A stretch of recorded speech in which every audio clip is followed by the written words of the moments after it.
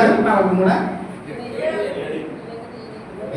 21వ అధ్యాయము 7వ వచనంలో మీకు ఏమర్థమైంది? ఏమర్థమైంది 7వ వచనంలో?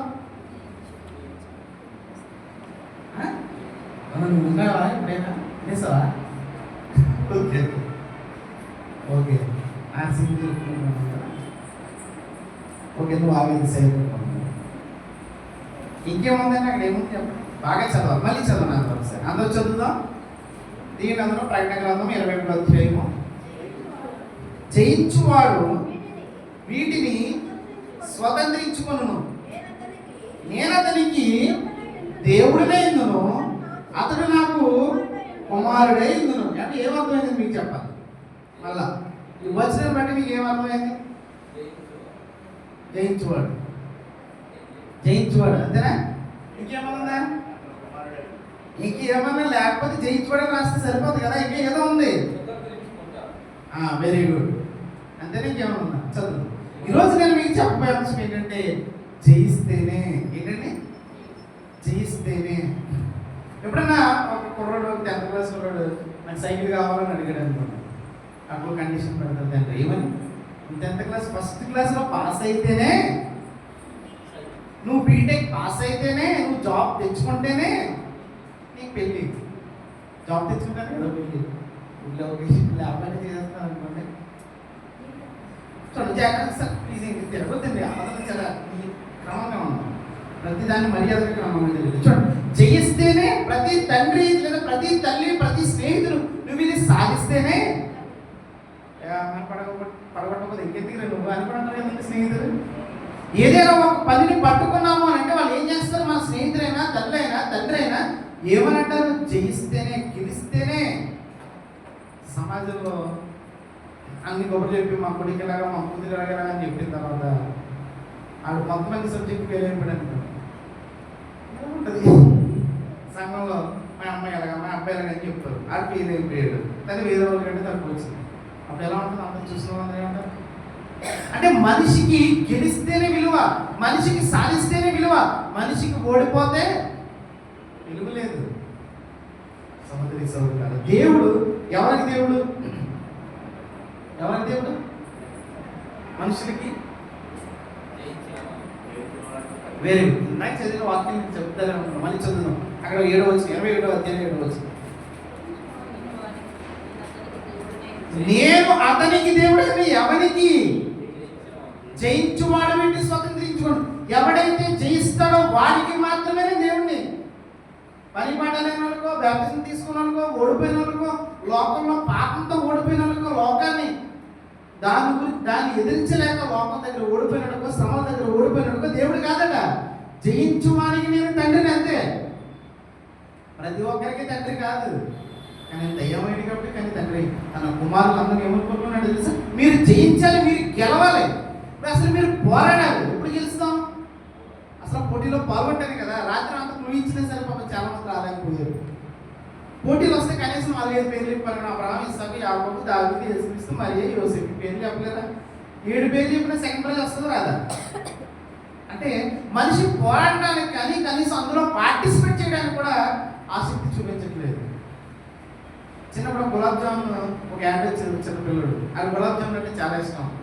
అది గోధుమ పిండి ఏదో ఉంది అనుకోవడం ఏదో యాడ్ అనమాట.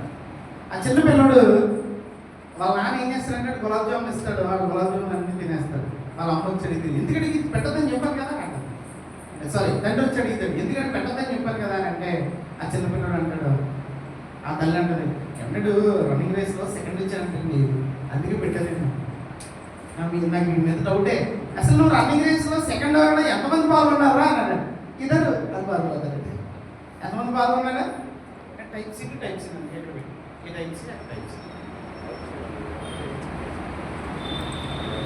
లేదు పని. ఒక చైర్ మనం చిన్న చైర్ తీసుకురా నన్ను, ఆ చైర్లో పెట్టి టైప్ ఏంటంట. ఆ చిన్నపిల్లడు ఏమన్నాడంటే 2 పాల్గొన్నారంటే పాల్గొన్నాడు. 2 పాల్గొంటాడు ఏమొచ్చిందంట? సెకండ్ వచ్చిందా? నిజం చెప్పాలంటే ఏమొచ్చిందంటే ఓడిపోయాడు. ఇద్దరు పోటాపోటీగా నడుస్తున్నప్పుడు లేదా పరిగెడుతున్నప్పుడు అది సెకండ్ ప్రైజ్ ఇచ్చిందంటావా, ఓడిపోయాడంటమా? చాలా పర్లేదని ఎలా మీరు అలా పెట్టి ఏం కాదు. దాని గురించి తెచ్చకూడదు. మళ్ళీ తెచ్చకూడదు. తర్వాత మళ్ళీ ఇక్కడ చెప్తాను.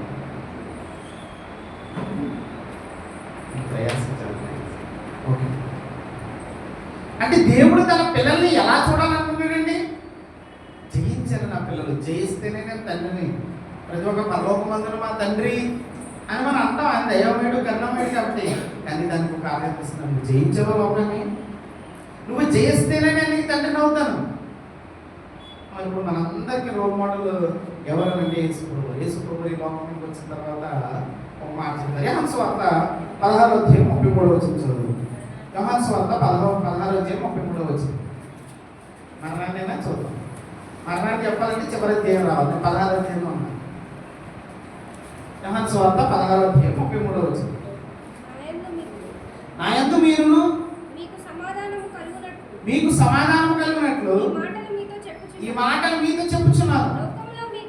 లోకములో మీకు శ్రమ కలుగును, అయినను ధైర్యము తెచ్చుకొనుడి, నేను లోకాన్ని జయించాను. ఈరోజు క్రైస్తవులమైనటువంటి మనం, క్రైస్తవుడు అంటే క్రీస్తును ధరించుకున్నవాడు. క్రీస్తుని ఎప్పుడు ధరించుకుంటాం అంటే బ్యాప్టిస్మంలో ఆయనతో పాటు చనిపోయి ఆయనతో పాటు తిరిగి లేచినప్పుడు, మన పాపాన్ని విడిచిపెట్టినప్పుడు క్రీస్తుని ధరించుకుని వస్తాం. అందుకే క్రైస్తవుడు అని అంటారు. క్రీస్తుని ధరించుకున్నాను.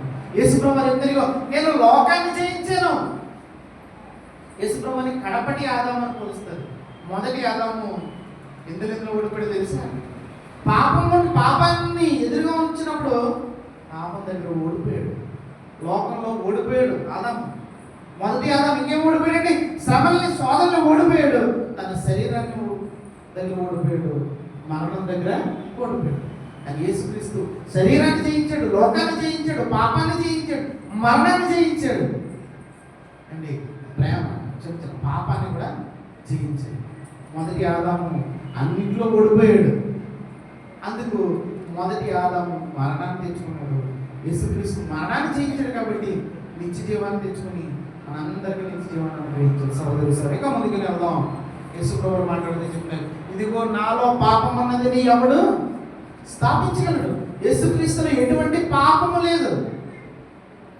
అయితే ఈ ప్రకటన గ్రంథంలో కొన్ని స్థానిక సంఘాలు చెప్తాను, 7 స్థానిక సంఘాలకి ఇంకా కొన్ని లోపాలు ఉన్నాయి. ఆ లోపాలు సరిచేస్తూ మీరు పరిపూర్ణులు అవ్వాలంటే మీరు ఎలా చేయండి అని ఒక్కొక్క స్థానిక సంఘాన్ని చెప్తాను. చేద్దాం. ప్రకటన గ్రంథం 2వ అధ్యాయము. ప్రకటన గ్రంథం 2వ అధ్యాయము. అక్కడ మీరు చూసినట్లయితే ఎఫెసులో ఉన్న క్రీస్తు సంఘం గురించి అక్కడ మాట్లాడుతూ ఒక మాట చెప్తున్నాను. దానికంటే ముందుగా ఒక రిఫరెన్స్ తెద్దాం. లూకాసు వార్త 11:27. లూకాసు వార్త 11:27.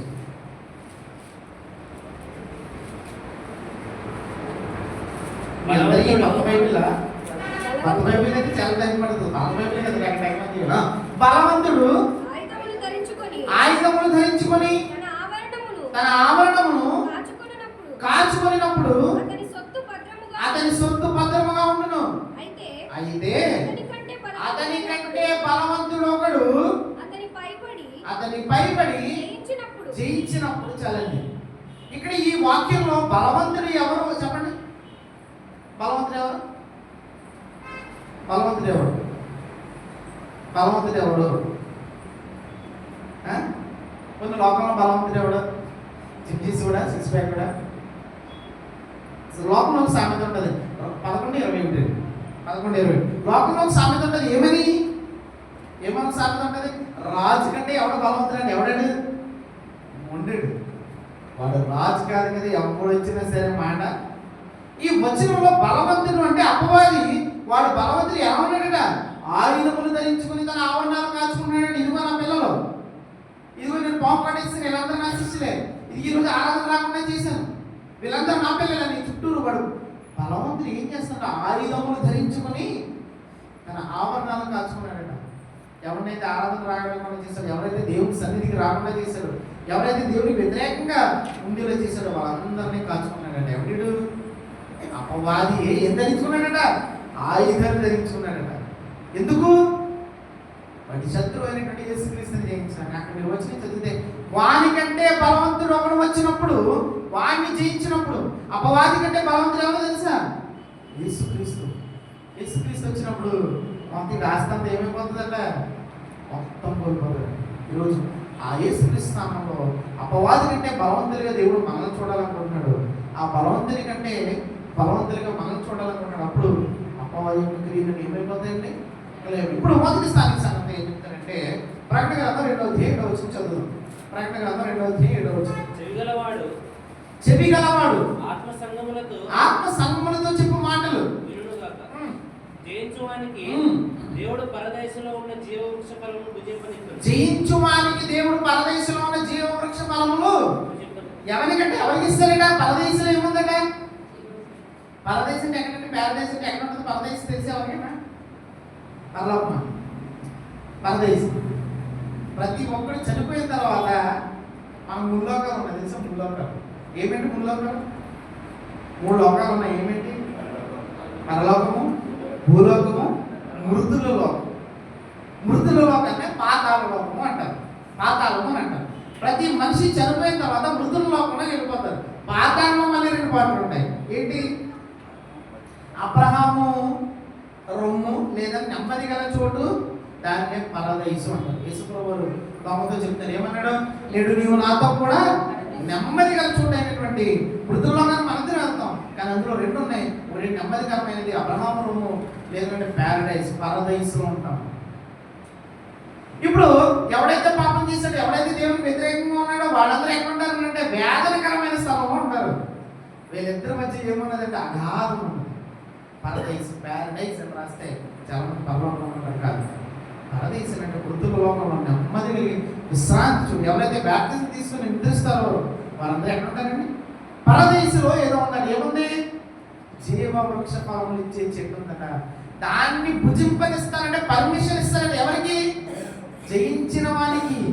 నువ్వు జయిస్తేనే చనిపోతావు కదా. చనిపోయి వెళ్ళిపోయిన తర్వాత అక్కడ దేవుడు అడిగినాడు, బాబు నువ్వు జయించవా?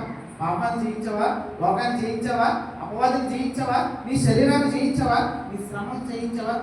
లేదండి, ఆదివారం అనేసరండి అంతే. బాబు వెళ్ళిపో. ఎవడైతే జయిస్తాడో వాడు ఏం చెప్తాడు? జీవవృక్ష ఫలములను భుజింపనిత్తును. ఈ జీవవృక్ష ఫలములు అనగానే మీకు ఎక్కడైనా గుర్తొస్తుంది ఏమైనా? కరెక్టే. ఆదాము దగ్గర వేరు. ఆదికాండము 3వ అధ్యాయం 22వ వచనం చదువు. ఆదికాండము 3వ అధ్యాయం 22వ వచనం. అప్పుడు దేవుడైన యెహోవా ఇదిగో మంచి చెడ్డలను ఎరుగునట్లు ఆదాము మనలో ఒకరి వంటి వాడాయను. కాబట్టి అతడు ఒకవేళ తన చేయి చాపి ఈ జీవవృక్ష ఫలములను కూడా తినేమో అని తిని నిరంతరము జీవించినని ఇంకా ఉంటుంది. దేవుడైన యెహోవా అతడు ఏ నేల నుండి తీయబడిన దాన్ని సిద్ధపరిచిన. చాలు. ఇప్పుడు చూడండి, జాగ్రత్తగా ఆలోచించండి. ఆదాము ఏం చేశాడండి? టీవీ చేశాడా? ఏం చేశాడు? ఆదాము భోజనం చేశాడా? పాపం చేశాడు. పాపం చేసిన తర్వాత దేవుడు ఏమన్నాడు తెలుసా? బాబోయ్, వీడు ఈ జీవవృక్ష ఫలములను చెయ్యి చాపి ఎక్కడ తినేస్తాడు అని ఏం చేశాడు తెలుసా? తోట చుట్టూ ఏం పెట్టాడండి? అగ్ని స్తంభాలను పెట్టేశాడు. అంటే పాపం చేసిన వాడికి, ఓడిపోయిన వాడికి జీవవృక్ష ఫలాలను భుజింపనిచ్చే ఛాన్స్ లేదు. ఆదాము బయటికి వెళ్ళిపో. జీవవృక్ష ఫలాలను తినడానికి నీకు ఛాన్స్ లేదు.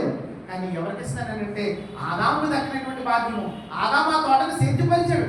ఆదాముకి దేవుడు స్వతంత్రాన్ని ఇచ్చాడు. మొట్టమొదటి మంచి దేవుని చేతుల చేత నిర్మింపబడినటువంటి వ్యక్తిగా ఛాన్స్ లేదు. కానీ ఈరోజు నీకు నాకు లోకాన్ని జయిస్తే, జయించిన వారికి ఏమిస్తానన్నాడండి? జీవవృక్ష ఫలాలను భుజింపనిస్తాము. ఆదాము ఎందుకు తింటాడు? ఒకవేళ తింటే మనలో వంటి ఒకడు వాడు అయిపోతాడు. అంటే దేవుని స్వరూపం అయిపోతాడు, దేవుడు అయిపోతాడు. కానీ మనం లోకాన్ని జయిస్తే మనకి జీవవృక్ష ఫలాలు ఇస్తాడు. అది తింటే మనం ఎవరితో సమానం అవుతాట? దేవునితో సమానం అవుతానికి కీర్తన గ్రంథం చెప్తాం. దేవుడు దైవముల మధ్య మాట్లాడుచున్నాడు. మనల్ని కూడా దేవుళ్ళు ఎప్పుడో తెలుసా? లోకాన్ని జయిస్తే. మనం ఆరాధన సమయం రావడమే జయించలేకపోతున్నాం, లోకాన్ని ఏం చేస్తాం? సహోదరి ఇంకా ముందుకు వెళ్దాం. పాపం చేసినోడికి ఏం చేశాడంటే జీవవృక్ష ఫలాన్ని తీసేశాడు. జయించిన వానికి జీవవృక్ష ఫలాన్ని ఇచ్చాడు. 2వ స్థానిక సంఘంలో ఆయన ఏం చెప్తానంటే 8వ వచనం. స్మరణలో ఉన్న సంఘపు దూతని ఎలా చెప్పుచున్నాడు? కడపటి వాడునైనా మృదుడై మరలా బ్రతికినవాడు బ్రతికినవాడు చెప్పు సంగతులు ఏమనగా నీ శ్రమను దరిద్రతను నేను ఎరుగుదును అయినను నీవు ధనవంతుడివే. తాము యూదులమని చెప్పుకొనుచు యూదులు కాక సాతాను సంహరింపు వారి వలన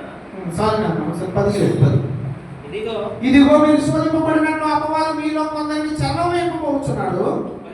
10 దినములు శ్రమ కలుగును, మరణము వరకు నమ్మకముగా ఉండుము. నేను నీకు జీవ కిరీటం ఇచ్చేదను. కానీ సంగములతో ఆత్మ చెప్పుచున్న మాట చెవి గలవాడు వినును గాక. జయించువాడు రెండవ మరణం వాడు ఏ హాని. రెండో మరణం అంటే ఇందాక చదివే సహోదరులు 8:27 రెండో మరణం అని అంటే ఏంటంటే నరకము ఏ హాని చేయదట. ఎవరికి?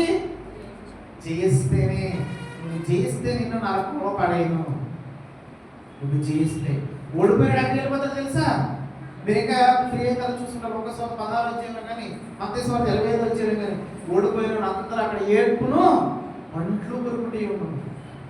మీరు ఓడిపోతే నరకానికి వెళ్ళిపోతారు. మీరు ఏం చేయాలి తెలుసా? జయించాలి. జయించినోడి మీద రెండో మరణానికి అధికారము లేదు. రెండో మరణం జయించిన వారికి ఏమిస్తుందని చెప్తానంటే జీవ కిరీటం.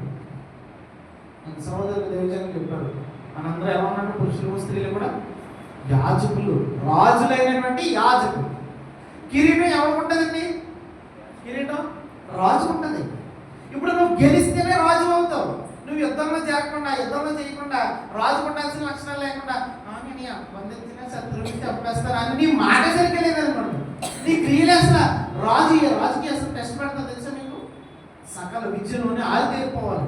శత్రువుని జయించడంలో కానీ, ఆలోచనలో కానీ, తను చేసే క్రియల్లో కానీ, తన మాటల్లో కానీ చాలా పర్ఫెక్ట్గా ఉండాలి. చాలా టెస్ట్ ఉంటాయి రాజుకి. జీవ కిరీటం ఇచ్చేస్తాను అంటే లోకాన్ని జయించకపోతే నీకు జీవ కిరీటం ఇవ్వడం. నువ్వు రాజులేని యాజకులు అని చెప్పుకుంటే నీకు జీవ కిరీటం ఇవ్వడం. రాజులేని యాజకుడిగా ఉండి, రాజుగా ఉండి నువ్వు చేస్తేనే దేవుడి కిరీటం ఇస్తాడు. ఇంకా మా అబ్బాయి నేను రాజులకు రాజుని, మీరు మా వాడు కూడా రాజే. ఒకవేళ అలా అవ్వలేదు అన్ని సబ్జెక్ట్ ఫెయిల్ అయిపోయాం అనుకోండి. ఒక గవర్నమెంట్ టీచర్ ఏమంటాడు, మా కొడుకు అన్ని ఫెయిల్ అయిపోయాడు. ఒరే నా కొడుకుని ఎలా ఉంటావు రా బాబు, నేను అప్పుడు IAS కూడా ప్రిపేర్ అయ్యాను బాబు, ప్రతి సబ్జెక్ట్ ఫస్ట్ క్లాస్ రా బాబు. కానీ ప్రిపేర్ వచ్చి ఇంట్లో తెలియాలి. కానీ దేవుడు చూడండి, నేను రాజుని, ఈ సర్వసృష్టిని సృష్టికర్తని, మీరు రాజులు కదా. నా పిల్లలు మీరు గెలిస్తే మీకు కిరీటం ఇస్తాను. జయించిన వాడిని కొత్త ఏమన్నాడు? జీవవృక్షం ఫలాలు భుజింపనిస్తాను. రెండవ స్థానిక సంఘాన్ని ఏం చెప్తారు? రెండో మనం హాని చేయదు, నీకు జీవ కిరీటం ఇస్తాను. చేయిస్తేనే. ఇంకా మూడో స్థానిక సంఘంతో ఏం చెప్పాలో చూద్దాం. అదే రెండవ కిరీటం 17 చదువు. సంఘములతో ఆత్మ చెప్పుచున్న మాట చెవిగలవాడు వినును గాక. చూడండి, జాగ్రత్తగా చదవండి. అండర్లైన్ చేసుకోండి. మీరు వినడమే కాదు, నోట్స్ రాసుకోవాలి, లేదా కనీసం అండర్లైన్ చేసుకోండి. జయించు వానికి మరుగైన మన్నాను భుజింపనిత్తును, మరియు అతనికి తెల్ల రాతి నిత్తును, ఆ రాతి మీద చెక్కబడిన ఒక క్రొత్త పేరును. చూడండి, జయించిన వారికి ఎన్ని ఇస్తున్నాడు? ఫస్ట్ లో 1 ఇచ్చాడు, రెండో స్థానిక సంఘం చెప్తాడు 2 ఇచ్చాడు, మూడో స్థానిక సంఘం చెప్తున్నాడు 3 ఇస్తాడు. జయించు వారికి ఏమేమి ఇస్తాడంటే ఫస్ట్ ఏమంటాడండి? మరుగై ఉన్న మన్నా. ఏంటి మరుగై ఉన్న మన్నా? యేసు ప్రభువు గారు ఇశ్రాయేలీయులతో మాట్లాడుతున్నారు. యోహాను సువార్త 6:47-50 వాళ్ళందరికీ తెలిసిన మన్నా వేరు. కొద్దిమీర గింజల వల్ల భూమి మీద పడిందని తిన్నారు. పెద్దలు వాళ్ళందరికీ చెప్పారు, పిల్లలకి చెప్పారు మన్నా అంటే ఎలా ఉంటుంది అనుకున్నారు. కానీ మరుగైనటువంటి దేవుడు దాచినటువంటి మన్నా గురించి ఎవ్వరికీ తెలియలేదు. అప్పుడు యేసు ప్రభువు మాట్లాడుతున్నారు. యోహాను సువార్త 6:48-50.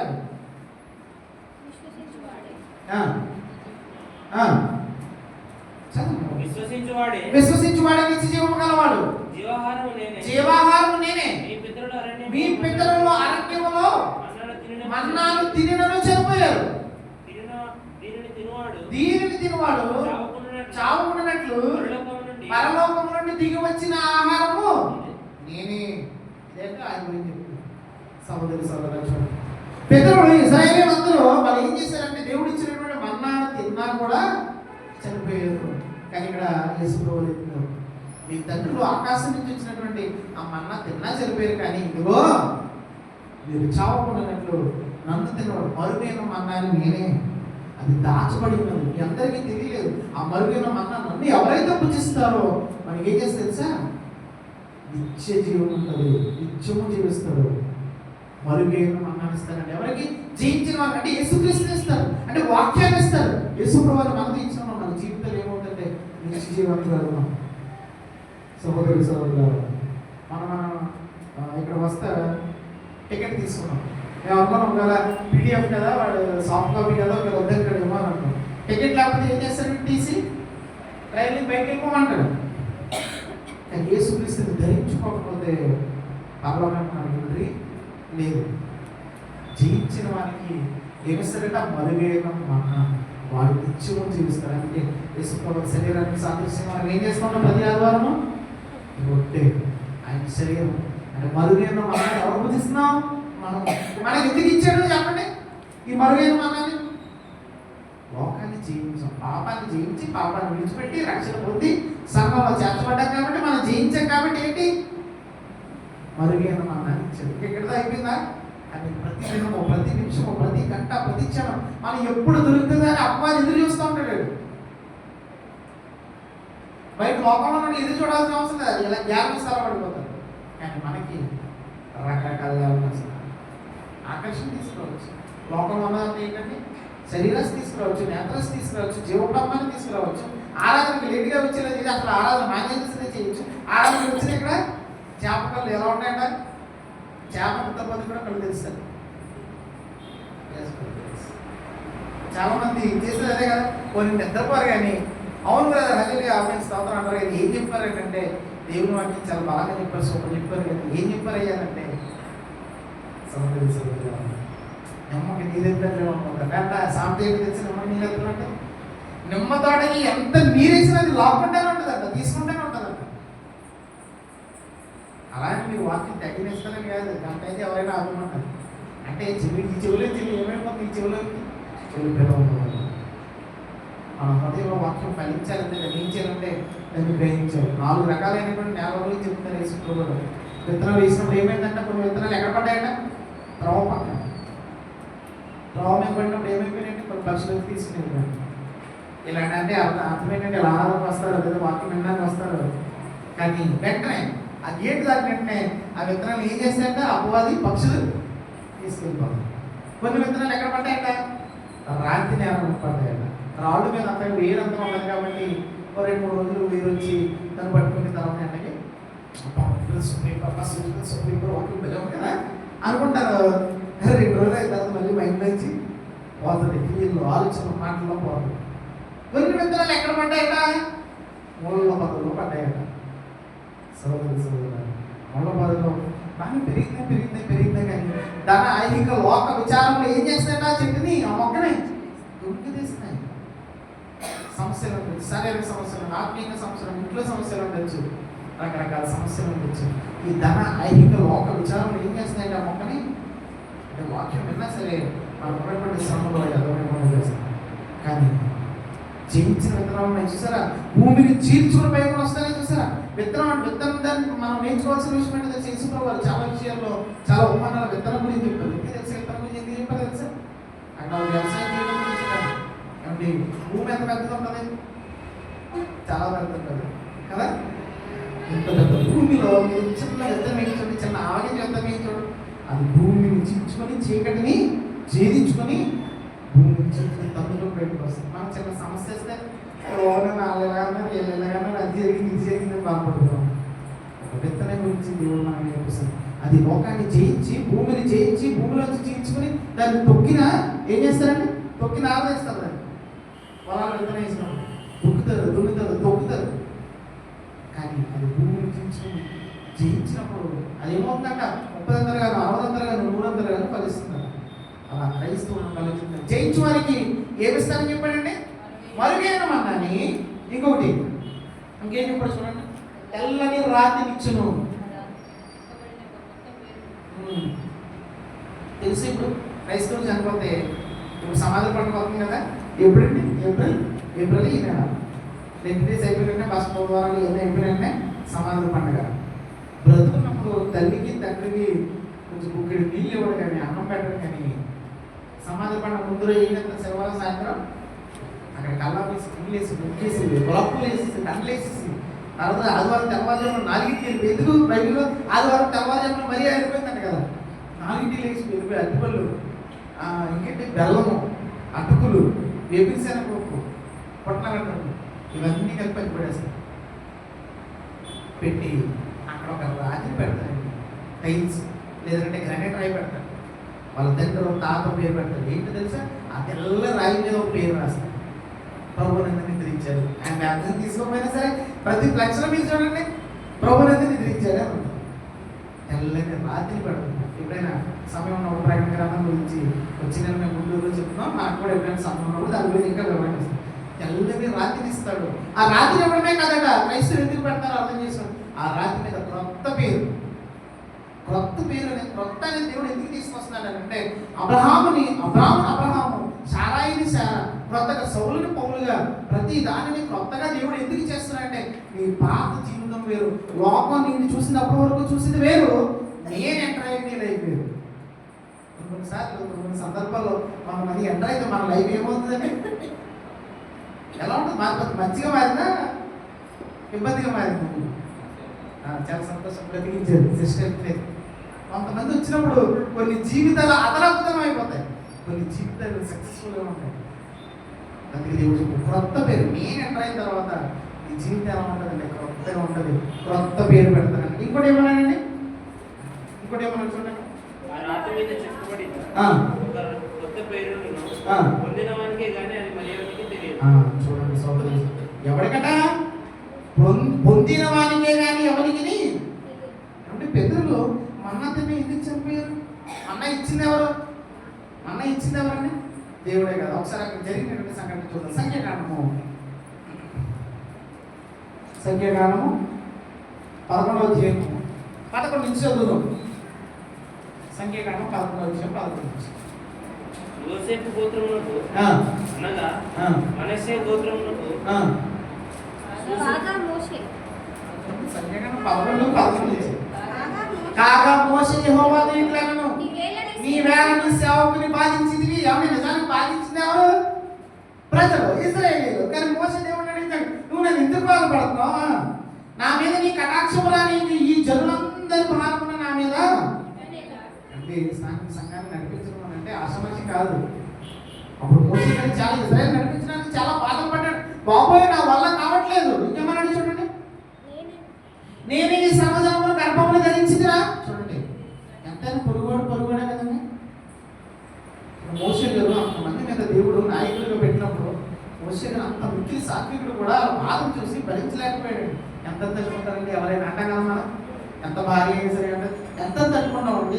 ప్రతిసారి తిడతారు, ప్రతిసారి అవమానిస్తారు, ప్రతిసారి ఏదో అడ్డు ఉంటాడు, ప్రతిసారి మిస్అండర్స్టాండ్ చేసుకుంటాడు. నీకెంత భరించాలి నేను? కానీ కొంచెం మోషే గారు కూడా అదే మాట్లాడింది. కానీ దేవుడు చెప్తున్నాడు చూడండి, అందుకే భరించినటువంటి యేసుక్రీస్తు మనకి ఇచ్చాడు. చూడండి ఏమన్నాడు, నేనే ఈ సంవత్సరంలో గర్భంలో ధరించిందిరా, నేనే వీరిని కంటినా, నాకు ఎందుకయ్యా బాబు సమస్యలు? పాలించి పెంచుడు తండ్రి, పసిపిల్లడు మోయినట్టు నేను మీరు తండ్రులకు ప్రమాణపూర్వకంగా ఇచ్చిన దేశములకు మీరు నీ రొమ్మును ఎత్తుకుపోమని అంత చెప్తున్నావే. ఈ సమస్త ప్రజలకు ఇచ్చినప్పుడు మాంసము నాకెక్కడిది? అదే అధ్యాయంలో మొట్టమొదటి వచ్చింది మీరు చూస్తే, అప్పుడే దేవుడు ఆల్రెడీ మన్నా ఇచ్చాడండి.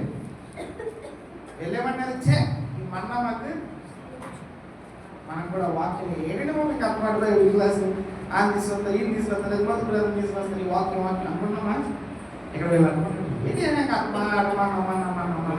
చిరాకు వచ్చేస్తుంది మనకు కూడా కదా. ఇప్పుడు చిరాకు వచ్చేస్తాయి కదా, వస్తున్నాయి మనకు రావట్లేదు. ఏదైనా మనకి తినే ఆహారం కానీ మనం మాట్లాడే మనం జరిగిన సంఘటన కానీ మనం వెళ్ళే ప్లేస్ చిరాకు వచ్చేస్తుంది. మోసే గారు ఇప్పుడు ఇబ్బంది అయింది. వీళ్ళు కూడా ఇజ్రాయేల్ అంటే ఏం కష్టమాట మన ఏదైనా మాకు ఏం కావాలి? మాంసం కావాలన్నారండి. ఏమంటే దేవుడు ప్రత్యక్షం అయితే ఏం కోరుకోవాలండి? అసలు డైరెక్ట్గా మాట్లాడే ఛాన్స్ ఉందా లేదా? మధ్యలో ప్రవక్త ఉన్నాడు, ఆయన ద్వారా వాళ్ళకి కావాల్సిన అన్ని అద్భుతమైనటువంటి అడగాల్సింది పోయి అప్పుడు తిండి కోసం అడిగారంటే చూడండి ఎంత దౌర్భాగ్యం.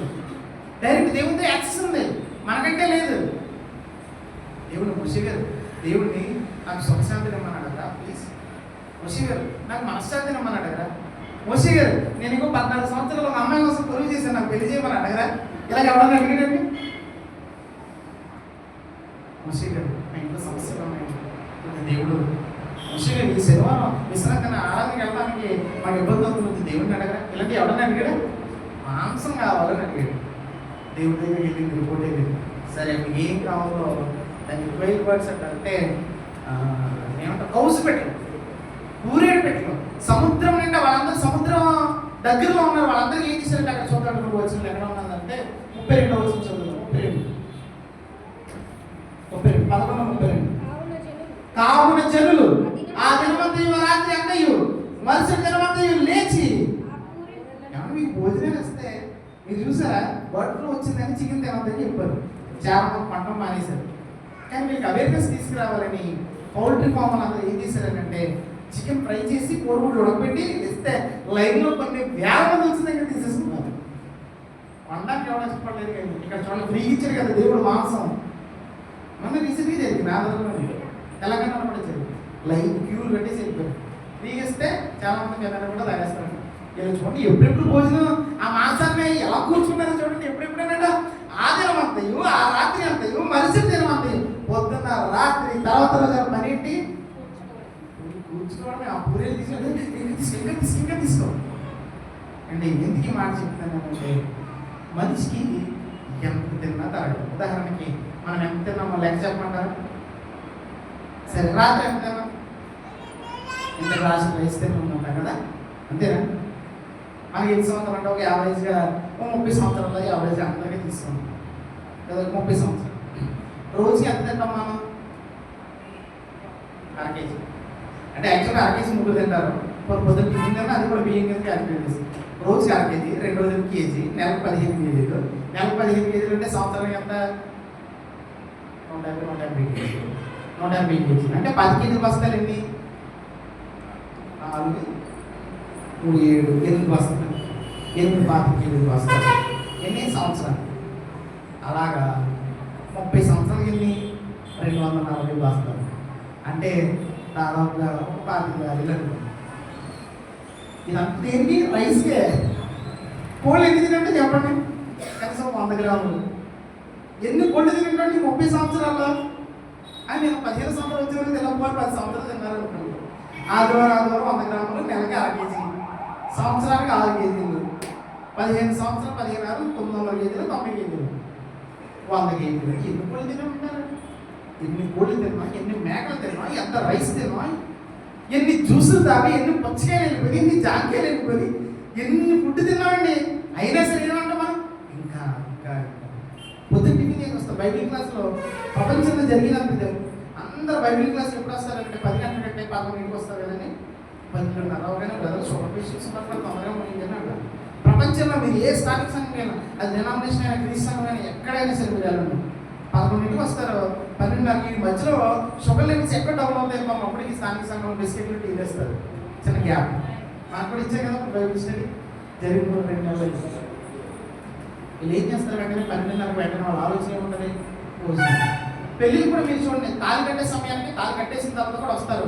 వచ్చి అరగంట అవుతుందంటే వెంటనే భోజనం ఎక్కడ పెట్టలేదు, 12:30 అయిపోతుంది. వీడు వచ్చిన టైంకి ప్రతి మనిషి దేనికోసం చేస్తున్నారట? ఇజ్రాయేల్ కూడా మాంసం కోసం చేశారంటే దేవుడు ఇచ్చినప్పుడు అద్భుతమైన ఆహారం విడిచిపెట్టి కింద ఏం జరిగిందో చూడండి. 33వ వచనం. అదే 32 కంటే తర్వాత కూర్చుకునేవాడు, తక్కువ కూర్చుకునేవాడు 100 తూములను, 100 తూములు అంటే లెక్క పెట్టుకోండి ఎన్ని కేజీలో. తరువాత వారు తమ కొరకు పాలన చుట్టూ వాటిని పరిచిని, ఆ మాంసము ఇంకా వారి పండ్ల సందున ఉండగానే అది నమలక మునిపే యెహోవా కోపము జనుల మీద రగులుకొనెను, యెహోవా తెగులు చేత వారిని బహుగా బాధించెను. మాంసాపేక్ష గల వారిని జనులు అక్కడ పాతి పెట్టినందున కిబ్రోతు హత్తా వారి పేరు పెట్టండి. అండి ఎలా తింటున్నారంటే మాంసం కప్పులు తిన్నారు కదా, ఇది ఎప్పుడు మాంసం తినలేదా అన్నట్టు, కానీ తినేస్తూ ఉంటారు. గొప్పలు ఈ పళ్ళ సందులో మాంసం ఉండగానే ఇంకా సరిగ్గా నమలకుండా కానీ అక్కడ మీరు ఇంకా అయితే నీరే చదివితే అర్థమైతే చాలా చిరాకు వస్తుంది మనం చదివి. అలా ఉండగా నా చచ్చిపోయాడు. చచ్చిపోవడానికి ఏం చేయడం? పారిపెట్టాను. చచ్చిపోవడం పారిపెట్టాను. కిబ్రోతు హత్తా వారి పేరు అంటే కిబ్రోతు దురాశ. మనిషి దురాశ డబ్బు మీద ఉంది అనుకోవచ్చు, కానీ భోజనం మీద కూడా ఉంది. అందుకే చెప్తున్నాడు, మీరు ఆ మన్నా తిని కూడా చచ్చిపోయారు. మీలో ఈ దురాశ ఉండడం వల్ల మన్నా తిని కూడా చచ్చిపోయారు. కానీ యేసుక్రీస్తు ఈ నా శరీరాన్ని ఎవడైతే తింటాడో, మరువేని మన్నా తింటాడో వాడికి ఏం చేస్తారో తెలుసా? వాడికి ఎప్పుడు ఇస్తారంటే జయించిన వానికే వాక్యాన్ని ఇస్తారు. జయించిన వానికే. సోదరి సోదరులు వాక్యం చెప్పలేకపోతున్నారు, ఇక నిలబడి చెప్పలేకపోతున్నారు, లేదా అనేక పక్కిన వాళ్ళు ఎవరు చెప్పలేకపోతున్నారు అంటే మీరు జీవించలేదు. మీకు నిజంగా ఇంకా మరుగైన మన్నా మీకు రాలేదు. వాక్యం చెప్పమంటే సిగ్గుపడతారు, ప్రార్థన ఏమంటే సిగ్గుపడతారు. డైరెక్ట్ వెళ్ళాలి. సోదరి సోదరు దేవుడు ఇచ్చినటువంటి అవకాశాన్ని మనం ఇప్పుడు మూడో స్థాయి 4వ స్థాయి సంఘానికి ఏం చెప్తున్నానంటే 2వ అధ్యాయము 26వ వచనం నుంచి 29వ వరకు చదువు. ఉన్నటువంటి స్థాయి సంఘం చదువు 26 నుంచి.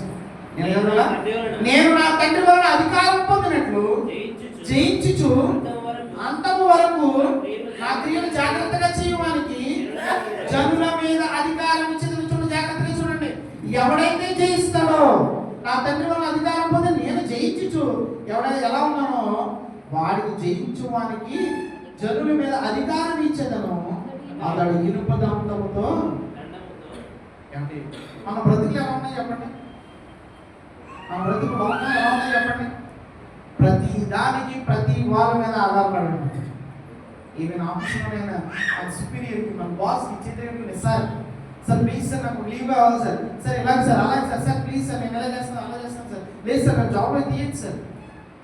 మన అధికారులు కాదు లోకంలో అధికారులకి సన్మానం కొట్టే విధంగా అధికారుల్ని మేము కూడా ఒకప్పుడు అధికారుల్ని ఏదంటే నాయకులు భుజాల మీద పోసినటువంటి మేము కూడా ఆశ్చర్యించవచ్చు. కానీ తర్వాత అతనికి క్రైస్తవం వస్తే ఏమంటాడు? లోకాధికారం మీకు ఇస్తాను, జనుల మీద అధికారం మీకు ఇస్తాను. దేవుడు తన పిల్లలు ఎప్పుడు కలిపలాగా లేదా తక్కువ వానిగా చూడాలని అనుకోలేదు. ఎలా చూడాలనుకున్నాడు? రాజులు. మన దేవుడు రాజులుగా చూద్దాం అనుకున్నాడు. కానీ మనమే రాజులు. ఎవడైతే జయిస్తాడో వాడు ఏం చేస్తారండి? ఎమ్మెల్యే ఎప్పుడు అవుతాం అనుకో, మనం కాదు మనుషులు లోకంలో. ఎమ్మెల్యే ఎప్పుడు అవుతారండి? ఎప్పుడు అవుతారు ఎమ్మెల్యే? అది గెలిస్తే సింపుల్. మన సబ్జెక్ట్ ఇది కదా, మీరు ప్రతి ఆన్సర్ ఇది చెప్పచ్చు. ఎమ్మెల్యే ఎప్పుడు అవుతాడంటే జయిస్తే ఎమ్మెల్యే అవుతాడు, గెలిస్తే ఎమ్మెల్యే అవుతాడు, గెలిస్తే ఎమ్మెల్సీ అవుతాడు, గెలిస్తే సీఎం అవుతాడు. ఓడిపోయినాడికి కనీసం సెక్యూరిటీ కదా, కుక్క కూడా చూడదని అనుకుంటున్నాను.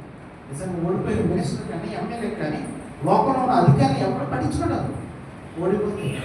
కానీ దేవుడు చెప్తుంది, ఇదిగో జయిస్తే జనుల మీద అధికారం. దేవుడి మంచి ఒక మాట చెప్తున్నారు చూడండి. ద్వితీయోపదేశకాండం 32 చూడండి. ద్వితీయోపదేశకాండం 32 28వ అధ్యాయం 28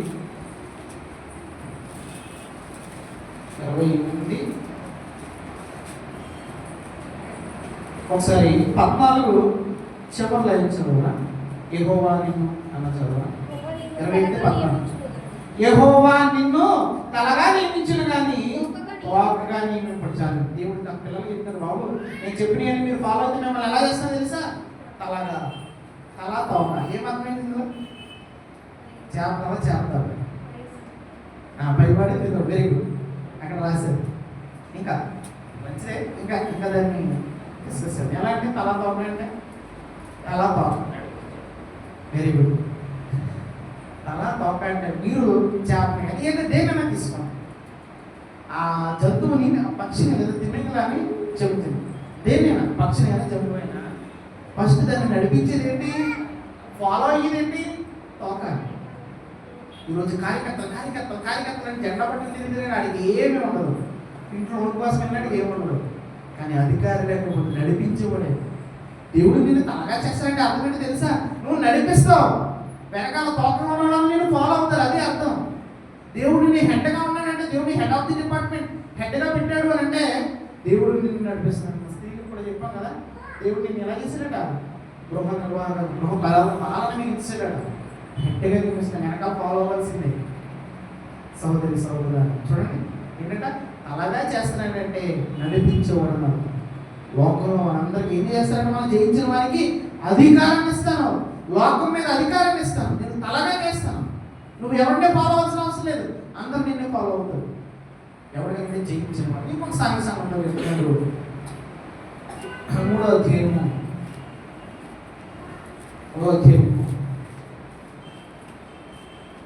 4 5వ వచనం చూడండి. డైరెక్ట్ 5వ వచనం. జయించువాడు అలాగున తెల్లని వస్త్రములు ధరించుకొనును.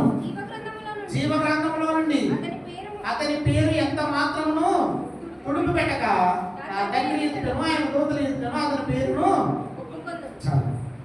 ఏంటంటే ఏం చేస్తారంటే ఎవరికి జయించడానికి ఏమి ఇస్తారట? తెల్లని వస్త్రం.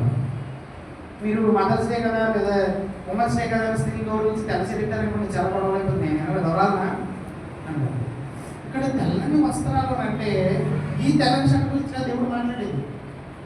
ప్రసంగ గ్రామంలో కూడా చాలా తెలియక తెల్ల వస్త్రం ధరించుకుంటారు, కానీ లోపల వారి క్రియలు ఎలా ఉన్నాయంటే మురికి వస్త్రాల వల్ల ఉన్నాయి.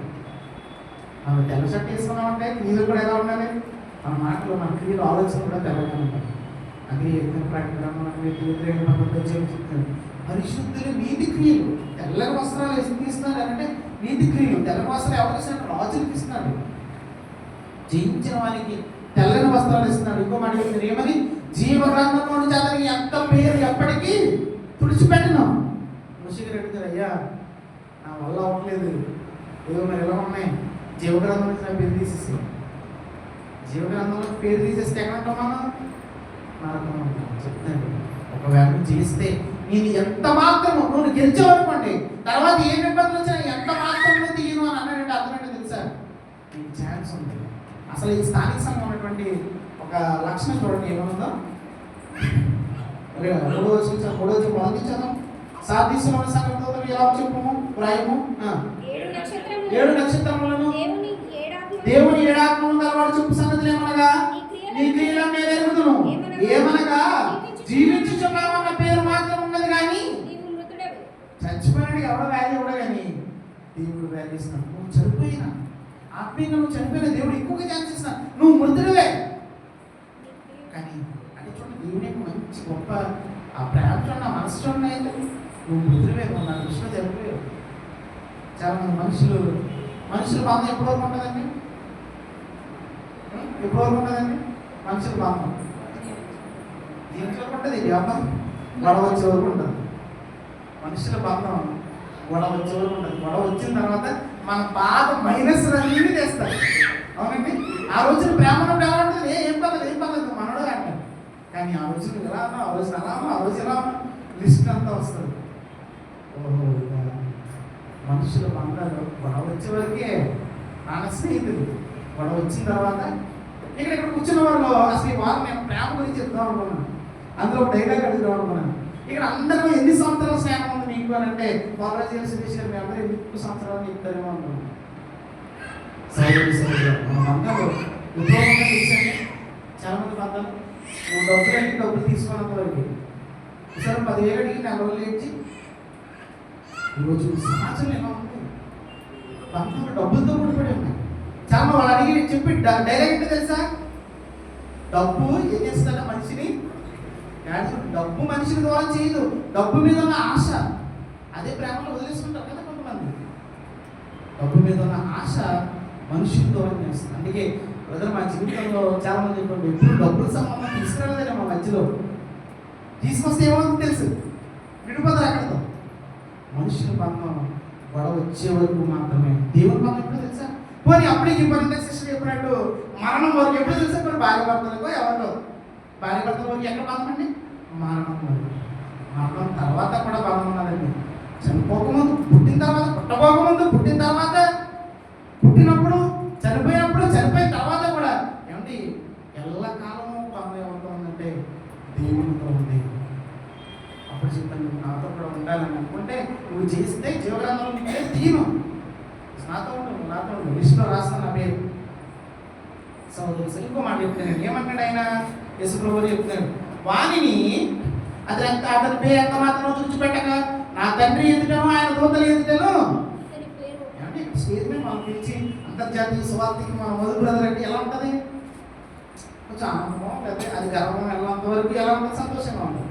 అలా అమ్మాయి సూపర్ సాంగ్ బాగా పాడుతుంది అంటే చాలా సంతోషంగా ఉంటుంది. ఒక ఆడపిల్ల ఎలా చేస్తుందని సంతోషం ఉంటుంది. లేదా ఒక బ్రదర్ ఎలా ఫస్ట్ ప్రైజ్ వచ్చింది, ఫాదర్ లేదా పలానా వ్యక్తికి వచ్చిందంటే చాలా సంతోషంగా ఉంటుంది.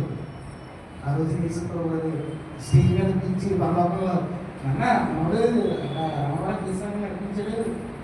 యేసుప్రభువు యెహోవా ఎదుట ఏమంటాడట, అతని పేరు ఎంత మాత్రం తుడిచిపెట్టగా నా తండ్రి ఎదుటను ఆయన దూతలు కూడా చెప్తాను. ఇది తెలుసా? ఎవరు తెలుసా? ఈ సాగర్ ఎవరు తెలుసా? ఈ సురేష్ ఎవరు తెలుసా? ఈ జీవరత్నం ఎవరు తెలుసా? మన స్థానికంగా నడిపించాడు అని చెప్పుకున్నప్పుడు ఎలా ఉంటుందని ఆనందం. దేవుని దగ్గర, యెహోవా దగ్గర, తండ్రి దగ్గర యేసుప్రభువు మన గురించి, మన క్యారెక్టర్ గురించి చెప్తుంటే దూతల దగ్గర దూతలందరూ చూస్తుంటే ప్రభు అప్పుడు వెంటనే తీసుకున్నాడు ఫలానా ఈయనైతే కదా, అవును ఈయనే, ఈయన కుమారుడు, ఈ అబ్బాయి అని చెప్తున్నప్పుడు దూతల దగ్గర, తండ్రి దగ్గర ఎలా ఉంటుందండి చెప్తాను. ఎవడైతే చేస్తాడో వాడి గురించి మా నాన్న దగ్గర చెప్తా, దూతల దగ్గర చెప్తాను. ఈ మాట కోసం మనం జయించలేమంటారా? ఇంకా చెప్పుకో స్థానిక సంఘం పాస్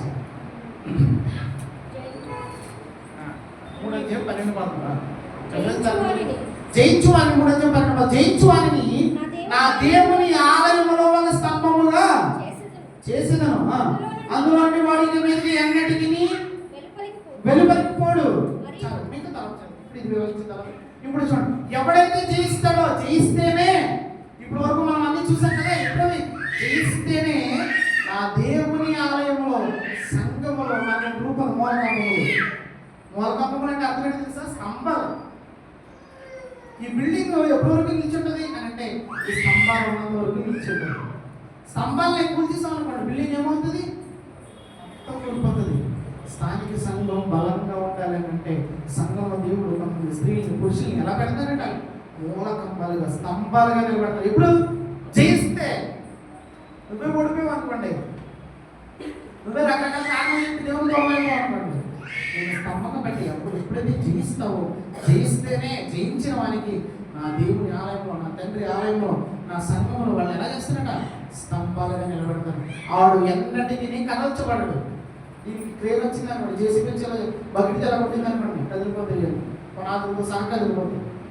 కానీ దేవుని సంఘంలో, దేవుని ఆలయంలో స్తంభాలుగా ఉండి కదలకుండా ఉండాలంటే మనం లోకాన్ని జయించాలి. ఏం చెప్తారు చూడండి ఇప్పుడు జనం, మరియు నా దేవుని పేరును పరలోకములో నా దేవుని ఎదురును దిగివచ్చున నూతనమైన యెరూషలేమును, నా దేవుని పట్టణం పేరును, నా క్రొత్త పేరును. మన టైటిల్ జూనియర్ చిరంజీవి అని ఇచ్చారండి. జూనియర్ చిరంజీవి, జూనియర్ మహేష్ బాబు అని ఇచ్చారనుకోండి. చాలా మంది ఉంటుంది జూనియర్ ఎంఎస్డి, మనోడు IT MSD, MS Dhoni, junior Virat Kohli ఇచ్చి ఎంత పొంగిపోతాం, ఆనందపడిపోతాయి. సమస్య లేదు, తల్లికి అంతే ఎవరు లెక్చి మనం ట్యాక్స్ ఎవరికి అభిమానులు ఉంటాం కదా, వాళ్ళ కోసం ఎవరు లెక్చి మనం. కానీ దేవుడు చెప్తున్నాడు, నా దేవుని పేరు, యెహోవా పేరును మనకి ఇస్తాడు. ఎప్పుడు జయిస్తే అప్పుడు నా పేరేంటో తెలుసా? నా పేరేంటో తెలుసా? యెహోవా. నా క్రొత్త పేరును, యేసుక్రీస్తు యొక్క కొత్త పేరు క్రీస్తు. నా పేరేంటో తెలుసా? నా క్రొత్త పేరును కూడా వాడికి ఇచ్చేస్తాను. సీనియర్ ఎన్టీఆర్ గారు వాళ్ళ మనవాడికి చెప్పాడట, వాళ్ళ నా హరికృష్ణ గారు చెప్తున్నారు, సినిమా గురించి చెప్తాను కదా, వ్యక్తి గురించి చెప్తాను, మీరు అర్థం చేసుకుని. అన్న ఒకరికి ఏమి ఈ పేరు పెట్టాం, ఒకరికి ఏమి ఈ పేరు పెట్టాం, మరి ఏం చేద్దాం వీడికి మూడోడు అంటే నా పేరు పెట్టంటే చాలా ఆనందం వేసింది. తాత పేరు మనవాడు పెట్టుకుంటే ఎలా?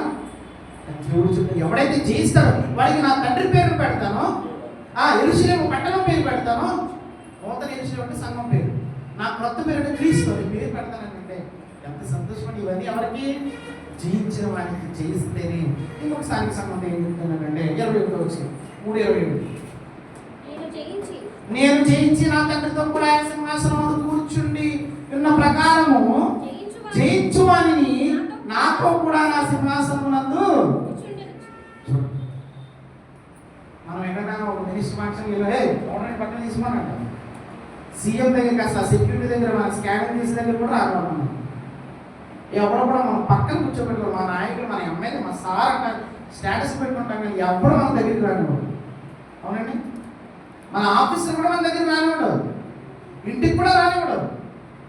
మనం కూర్చొని చైర్లో పక్కన కూర్చొని మనం నిలబడి ఉండాల్సిందే, సార్ అని చేతులు కట్టుకోవాల్సిందే. పర్లేదు కూర్చోయి అంటాడు, ఎక్కడ కూర్చోబెట్టు తెలిస్తే పక్కన ఉన్న చైర్లో కూర్చోబెట్టాడు, పక్కన కూర్చోబెట్టు. కానీ దేవుడు చెప్పాడు, ఎవరైతే చేస్తాడో, మీరు చేస్తేనే నాతో పాటు నా తండ్రి సింహాసనం ఆయన పక్కన కూర్చోబెట్టుకుంటే ఎలా ఉంటుందండి? మిమ్మల్ని ఏ సినిమా హీరో, ఏ క్రికెటర్లో, లేదా ఏ ఫేమస్ అయినటువంటి ఒక వాళ్ళు ఎవరైనా పక్కన కూర్చోబెట్టుకుంటే ఎలా ఉంటుంది? అప్పుడప్పుడు కొంతమంది సహోదరు, బ్రదర్ మీరు మాతో ఫోటో దిగి దిగితే స్టేటస్ పెట్టుకున్నాం అంటే పాపం వాళ్ళ ఆనందం, వాళ్ళ ప్రేమ ఏంటి? ఫలానా బ్రదర్తో ఫోటో దిగుదాం, పలానా ప్రసిద్ధి గారు పలానా వద్దుతో పలానా వ్యక్తితో ఫోటో దిగుదాం, ఫోటో దిగేది స్టాటస్లో పెట్టుకుందండి. ఎంత ఆనందం నాకు ఈ పక్కన కూర్చోబెట్టాడు అంటే మనం సీన్లేదండి. ఈ ప్రసిద్ధి మనం పక్కన కూర్చోబెట్టాడు, పలానా సేవకులు మనం పక్కన కూర్చోబెట్టాడు. సో ఎంత ఆనందం ఉంటుందండి మనకి. ఆ రోజు చాలా బాగా పలకరించారు, వాళ్ళ మీద మంచిగా ట్రీట్ చేశారు. అని యేసు ప్రభువు చెప్తారు, బాబు మీరు జయిస్తే నాతో పాటు నా తండ్రి సింహాసనం పక్కన కూర్చోబెట్టుకుంటాను. మీరు ఎప్పుడైనా ఒక cinema hero Virat Kohli photo దిగాలనుకోండి, భుజం మీద చేయడం పక్కన బాగుంటాడు, అవునా? కానీ దేవుని దగ్గర యేసు ప్రభు దగ్గరికి వచ్చినప్పుడు ఒక్కసారి చెయ్యి బాబు మా వాళ్ళందరూ చూస్తారు అంటే ఆనందం ఎలా ఉంటుందండి. ఒక్కసారి చెయ్యి ప్రభు స్టేటస్ పెట్టి ఎంతమందికి చూపించుకోవచ్చు. నేను ఎక్కడ కూర్చున్నా తెలుసా? యేసు ప్రభు పక్కన కూర్చొని, అవునా అవును ఆయన భుజం మీద చూడు, సెల్ఫీ చూడు, ఎంత ఆనందం ఉంటుందని చెప్తాడు. జయిస్తేనే మీకేమిస్తాను నేను ఆ సింహాసనం నా పక్కన కూర్చోబెట్టుకుంటాను. ఇంకొకమాట ఇంకా ముందు అయిపోయినాయి కానీ ఇంకేమన్నాయి. ఫస్ట్ అయిపోయినాయి. ఫస్ట్ ఏంటంటే జీవవృక్షఫలములు, రెండోది ఏంటి జీవకిరీటం, రెండో మరణానికి పాల్గొనడం, మూడోది ఏంటి ఎందుకంటే తెలిసి మనం రాసిన చెప్తారే మనం ఎవరు రాయలేదు. మరుగైన మన్నాను పూజిస్తారు, వాక్యాన్ని ఇస్తారు, ప్రభుని ఇస్తారు. నాలుగోది తెల్లని రాత్రిని జీవగ్రంథం నుంచి నా పేరు తుడిచిపెట్టడం. ఇంకా జనుల మీద అధికారం, ఓకే జనుల మీద అధికారము. తర్వాత ఏమో తెల్లని రాత్రిని, ఇంకోటి ఏంటో తెల్లని వస్త్రములు జీవగ్రంథం నుంచి నా పేరు తుడిచివేయడం. మీరంతా మంచిగా రాశారు, గ్రూప్లో పెట్టండి. మిస్ అయిన వాళ్ళు లేదా నేర్చుకున్న వాళ్ళు ఇంటికి వెళ్ళిన తర్వాత రాస్తారు. ప్రతి వారం మీరు నోట్స్ రాసిన అందరూ సురేష్ గారు చెప్పినా ఎవరు చెప్పినా మంచి సబ్జెక్టులు అన్ని గ్రూప్లో పెట్టండి, ఖచ్చితంగా నేర్చుకుంటారు. ఒక స్తంభంగా నిలబెడతారంటే ఆయన ఏమన్నాడంటే లాస్ట్కి స్తంభంగా నిలబెట్టదాడు, కొత్త పేరు ఇస్తాను, తర్వాత నా సింహాసనంలో కూర్చోబెడతాను. దగ్గర ప్రతి స్థానిక సంఘానికి చెప్తూ ఒక మాట అంటాడు. ఏమంటాడు? చెవిగా వెలుగు బాగా పట్టుకోవాలి. చెవి గలవాడు, చెవులు ఎంతమంది ఉన్నాయి? అందరూ ఉన్నాయా? మీరు చెవిని కలిగి ఉంటే ఈరోజు ఉన్న వాక్యాన్ని మీ హృదయంలో భద్రపరిచినట్టు. ఎందుకు చెప్పాను తెలుసా? మాట చెప్పాల్సిన అవసరం తెలుసా ప్రభుకి? ఎవరు వినట్లేదు. కనీసం సాయంత్రం కొంతమంది చెవి గలవాడు వినండి అంటే కనీసం వాళ్ళకి సిగ్గుపడి నిజమే కదా అని అనుకుంటారండి, హెచ్చరిక కలుగుతుందని. చెవి గలవాడు ఎంతమంది? అందరికీ చెవులు ఉన్నాయి కదా. దయచేసి మనం వినడమే కదండి, దాని ప్రకారం జీవితం ముగించలేదు. కానీ కొన్ని వచ్చిన చర్య ముగించుకున్నాం. మొదటి యోహాను పత్రిక, యోహాను గారు రాసిన మొదటి పత్రిక 5వ అధ్యాయం 4-5 వచనం చదువు.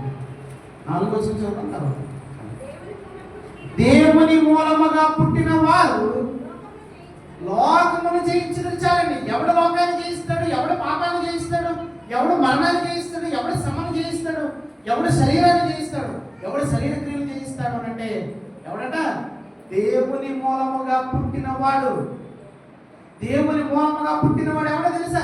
క్రైస్తవుడు, బాప్తిస్మం తీసుకున్నవాడు. ఆ రోజు నుంచి పాపాన్ని జయిస్తాడు, మరణాన్ని జయిస్తాడు, మాటలు జయిస్తాడు, క్రియలు జయిస్తాడు, ఆలోచనలు జయిస్తాడు, మరణాన్ని శరీరాన్ని జయిస్తాడు, లోకాశను జయిస్తాడు, శరీరాశను జయిస్తాడు, నేత్రాశను జయిస్తాడు, జీవబ్రహ్మాన్ని జయిస్తాడు. ఎప్పుడు అంటే దేవుని మూలంగా పుట్టిన వాడు మాత్రమే లోకాన్ని ఇంకా ముందుకెళ్ళాం. అక్కడే 5వ వచనం చెప్తున్నారు, మీరు ప్రభువు నందు విశ్వాసం ఉంచినప్పుడు మాత్రమే లోకాన్ని జయిస్తామని చెప్తున్నారు. సోదరులు యేసు ప్రభువు గురించిన ప్రవచనం 129 కీర్తన ఉంటుంది. అది మాట చదివి ఇంకొక ప్రపంచాలు ముగించుకున్నాం. 129 కీర్తన పంపించి, ఇశ్రాయేలీయులు నా యవ్వన కాలం మొదలుకొని భగవాన్ నాకు అధిక బాధలు కలిగించవచ్చు, నా యవ్వన కాలం మొదలుకొని నాకు అధిక బాధలు కలిగించవచ్చు. అయినను వారు నన్ను యేసు ప్రభువు హింస పెట్టారు, నిద్ర పెట్టారు, అమ్మానించారు, దుర్మార్గులు అన్నారు, మర్చిపోయిన అన్నారు, గుట్టువాడు అన్నారు, రకరకాలు అన్నారు. ఈరోజు యేసుక్రీస్తుని చాలా మంది అన్నారు, మతోన్మాదులు ఏమన్నారంటే నేను మేకులు కూడా పీక్కోలేదు అంటున్నాను. మేకులు పీక్కోవాల్సిన అవసరం ఆయనకి నాకు చనిపోవడానికి వచ్చినాడు, మేకులు పీక్కోవడం ఎందుకు? ఇక్కడ ఏం చెప్తారండి? ఎవరి కాలం మొదలుకొని అమ్మవారు ట్రై చేశారు, యుద్ధులు ట్రై చేశారు, ఇజ్రాయల్ ట్రై చేశారు, పరిస్థితులు ట్రై చేశారు, శాస్త్రం ట్రై చేశారు, యాజకులు ట్రై చేశారు, ప్రధాన యాజకులు ట్రై చేశారు, శత్రువులు ట్రై చేశారు, పాపులు ట్రై చేశారు, దయ్యాలు ట్రై చేసినాయి, శత్రువులు ట్రై చేశారు. ఎవడు ట్రై చేసినా ఆయనను వారు ఆయనను జయింపలేకపోయారు. గెలిచిన ఎవడు దెబ్బలు తింటే ఓడిపోయినట్టు కాదు. ఎవడో ఏదో అన్నాడు అవమానం వచ్చాక ఓడిపోయినట్టు కాదు. కృంగిపోవాల్సిన అవసరం లేదు. నేనైతే మైండ్ డిలీట్ చేసి పడేసాను ఆ మాటలు. నేను ఇంకెన్ని రోజులు కృంగిపోతూ ఉంటారండి అందరూ. ఇక్కడ ఏం చెప్తారు తెలుసా? ట్రై చేశాను నా ఎవరి కాలం మొదలుకొని సిలువ మీద ఉన్నంత వరకు ట్రై చేశారు. ఆయన ఎముకల్లో ఒక్క ఎముక కూడా విరిగిపోదని లేఖనం రాయబడింది కదా పాత్ర మందలో. యేసుప్రభు మోస్తూ ఇలా కింద పడిపోయాడు సడన్ గా. ఇలా చిరిగిన మీద ఆడుకున్నాడు. చిరిగిన ఈజీగా విరిగిపోతాయి. ప్రవచనం నెరవేర్పు జరుగుతుంది. ఎంత నొప్పి తెచ్చున్నాడో తెలుసా? శారీరకంగా, మానసికంగా, ఆత్మీయంగా. అమ్మో నేను ఎలా చేస్తే ప్రవచనం నెరవేర్పు మొత్తం పోతుంది. ఇన్ని సంవత్సరాలు కాపాడుకున్న క్యారెక్టర్ పోతుంది. దేవుని యొక్క ప్రణాళిక పోతుంది. దేవుని యొక్క సంకల్పం కూడా అయిపోతుంది. నా తండ్రి యొక్క ప్రేమ ప్రజలకు అర్థం కదా. అమ్మో నేను భరించాలి. అందుకే మేము పీట్టుకోలేదు. అమ్మో నా తండ్రి కోసం నేను పనిచేయాలి. నేను ఎవరొస్తే నేను 33 సంవత్సరాలు ఎవరొస్తే తన ఇష్టం వచ్చినట్టు తిరగొచ్చి ఏదైనా చేసి ఎంజాయ్ చేసి ఎవరు అడిగి వెళ్ళాడు. ఎవరో తెలిసి ఇంకా సమాజం మనకి ఇంకా ఎంకరేజ్ చేస్తాం. మొగుడు కదా రావాలి, మొగుడు తిరగ చెడ్డాడు. మళ్ళీ సామెత పిన్నులు అత్తలు తల్లులు చెడబడతారు పిల్లలు. ఈ డైలాగ్ ఛాన్స్ ఉన్నాయి. నేను మరి అనుకుంటారు బయటికి వెళ్తే కాల్ ఏర్పడుతున్నాను కదా. ఎందుకంటే ఆయన చేసే పని ప్రపంచానికి సోదరుల వారు నన్ను జీవించలేదు. యేసుప్రభు రోషంగా చెప్తారు, నేను గెలిచిన, నేను లోకాన్ని గెలిచాను, నేను మరణాన్ని గెలిచాను, నేను శత్రువుని గెలిచాను, నేను అపవాదిని గెలిచాను, నేను నా శరీర క్రియల్ని, నేను శరీర కార్యాన్ని గెలిచాను, నేను నా మాటల్ని, నా క్రియల్ని, నా ఆలోచనల్ని, నా చూపుని గెలిచాను, నేను పాపాన్ని జయించాను. యేసుప్రభు రోషంగా ప్రసవం గెలిచాను. మీరు వచ్చేగల వాడు వినడమే కాదు జయించాను. నేను దేనికి జయించారు ఎప్పటి కూర్చున్నాను ఏం జయించానండి? 4 బొమ్మలకి ఏం జయించారు ఎప్పటి? మీరు ఈరోజు ఆరాధనకి సమయాన్ని గెలిచిన వాళ్ళు ఎవరు?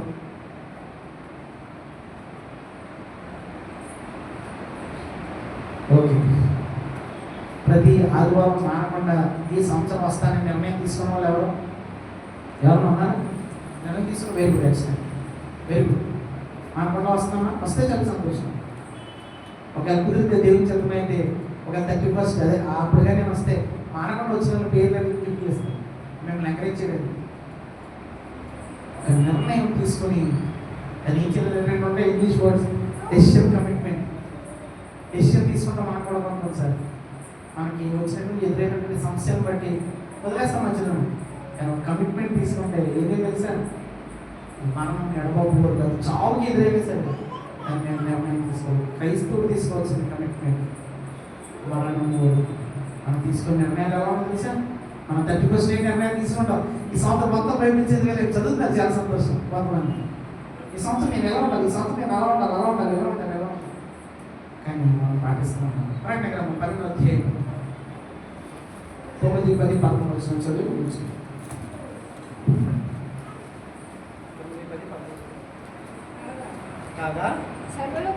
సర్వలోకమును మోసపుచ్చుచు అపవాది అని పేరు గల సర్పము ఏమైంది అందరికి ఈరోజు? అపవాది అనియు సాతాననియు పేరు గల ఆది సర్పమైన ఆ మహాఘట్ట సర్పము పడద్రోయబడిను. అది భూమి మీద పడద్రోయబడిను. దాని దూతలు దానితో కూడా చూడండి యుద్ధం జరిగిందట పరలోకంలో. ఎవరెవరికి? దేవుని దూతలకి, అపవాది దూతలకి. ఎవడు పడిపోయాడట?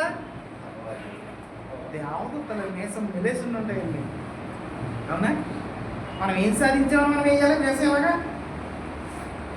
దేవదూతలు ఏం చేసినట్ట? పడద్రోసారు. ఎవరిని? అపవాది. వాడు భూమి మీద గెలగలాడుకున్నాడు. అపవాదిని, వాడి అంచర్ని, వాడి దూతలందరినీ ఒక్కడ కూడా మిగిలేదట పరలోకంలో. అందరూ పడిపోయాడు. అక్కడి నుంచి మరియు ఒక గొప్ప స్వరం పరలోకం నుండి వింటిని రాత్రింపగళ్ళు మన దేవుని ఎదుట మన సహోదరుల మీద నేలకు మోపించి చూడండి. బ్రదర్ మీకు పలానా సురేష్ గారి గురించి తెలిసిందా, మధు గురించి తెలిసిందా, అయితే మీతో నేను మాట్లాడాలి. ఇప్పుడు తెలుసా ఎవడట నేరములు ఎవడు మోపుతాడట? మీకు ఒకసారి నేర స్థాపన చెప్పండి. నేరములు మోపడం వేరు, నేర స్థాపన చేయడం వేరు. నిజంగా చేస్తే నేర స్థాపన చేయొచ్చు. నేరము మోపువాడు ఎవడట? రాత్రి పగళ్ళు ఈ సాగరగడ మంచిది కాదు, ఆ పప్ప మంచిది కదా, ఆ మధుగడ మంచిది కదా, రాత్రి పగళ్ళు సహోదరుల మీద నేరములు మోయించు పడద్రోయబడి ఉన్నాడు కనుక ఇప్పుడు రక్షణయు శక్తియు రాజ్యమును మన దేవుని దగ్గర. ఒకసారి 11 ఆఫ్ చేసి 12 చదువు, 11 లాస్ట్ చదువు, 12. అందుచేత పరలోకమా, పరలోక నివాసులారా వచ్చేయించుడి, భూమి సముద్రమా శ్రమ. ఏమంటే ఈ వచ్చిన మీకు ఏమర్థమైంది? చాలాసార్లు చెప్పండి, 2-3 సార్లు చెప్పండి. పరలోకమా, పరలోక నివాసులారా మీరు వచ్చేయించండి. ఎందుకు? ఒక వేస్ట్ ఎలా మన నుంచి వెళ్ళిపోయాడు. బాబు ఇది వేరే వాళ్ళు ఎలా వాడుకుంటారు, అమ్మయ్య మా దగ్గర నుంచి అలా వెళ్ళిపోయి రావాలి. కానీ మనం ఎవరికి దేవుడికి దృష్టిలో మంచిగా ఉన్నారు, దేవుడి దృష్టిలో మంచిగా ఉన్నారు. ఇక్కడ అంటున్నాడు పరలోకమా మీరు సంతోషించండి, వచ్చేయించండి. ఎక్కడండి? ఎందుకు? అపవాది మన అనుచరులు వెళ్ళిపోయారు. ఎక్కడికి వెళ్ళారు? భూమి మీద. ఇప్పుడు చాలా భూమి సముద్రమా ఎందుకు ఇప్పుడు మీ దగ్గరికి వచ్చాడు బాబు? అపవాది ఇప్పుడు 11 వచ్చించారు. అలాంటి అపవాదితో యుద్ధం చేశారట దూతలు. ఇప్పుడు 11 వచ్చించదో ముగించు. వారు గొర్రెపిల్ల రక్తమును బట్టి ఇచ్చిన సాక్ష్యమును బట్టి వారిని జయించి ఉన్నారు గాని మరణము వరకు తమ ప్రాణములను ప్రేమించిన వారు కాదు.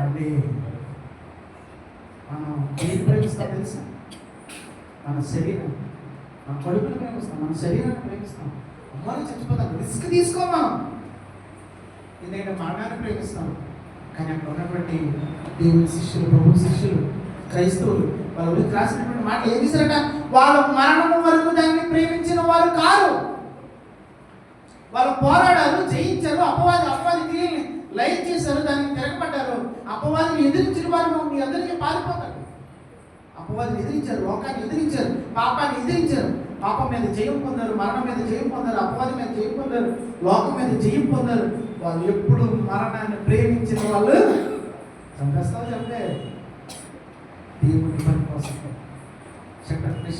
చంపేస్తారు, చంపండి. దానిలో చంపేస్తారు, చంపండి. ఆర్పేరిని ఎవడండి చంపేస్తాం, అన్ని అమ్మగా ఏడంతా చేస్తాం. అయ్యే బాబా అలాగే వద్దు బాబు, మీకు నమస్కారం బాబు, ఏదో తెలియక మాట చేశానండి బాబు, చంపేస్తారు. అలాగే మూర్ఖులు కూడా కాదు, ప్రాణం పెట్టేవాడు, ప్రాణం పెట్టేస్తారు. మరణం వరకు వాళ్ళు ఏంటంటే తమ ప్రాణమును ప్రేమించారు.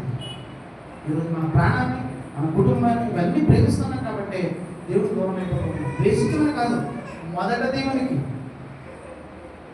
దేవుడు స్వార్థపడి కదండి. చాలా మంది బైబిల్ తెలియడం కూడా దేవుడు స్వార్థపడేమో, ముందు నన్ను ప్రేమించిన తర్వాత ప్రేమించినది కూడా అనుకున్న తప్పదు. దేవుడు పాత్రలో ఇజ్రాయేలుకి ఎంత ఆజ్ఞించాడండి? 10 ఆజ్ఞలు డివైడ్ చేస్తే 4 ఆజ్ఞలు ఫస్ట్ దేవుడికి ఇచ్చాడు, తర్వాత తల్లిని తండ్రిని. దేవుడు పక్షపాతి కాదు, స్వార్థపరుడు కాదు. తల్లిని తండ్రిని సన్మానించాడు. ఎవడైతే తల్లిని తండ్రిని ఇబ్బంది పెట్టాడో లోయ కాకులు వాడు పీకేస్తాయి.